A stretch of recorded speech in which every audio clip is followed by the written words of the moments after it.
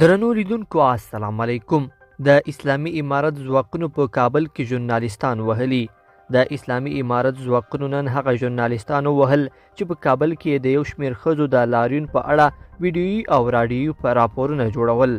له یوه اوږده ځنډ وروسته په کابل کې یو شمېر ښځو اعتراض وکړ او د کار، ډوډۍ او زده کړو شعارونه یې ورکول. دا ښځې د طالبانو د امر بالمعروف او نهي عن المنکر وزارت مخې ته راټولې شوې وي او د خپل بد اقتصادي وضعیت او کار ته د هغوی د نه پرېښودو په خاطر یې اعتراض وکړ. امارت په دې اړه تر اوسه پورې تبصره نه ده کړې. بلخوا د کابل، ننګرهار او لغمان ولایتونو وارداتي برېښنا قطع شوه.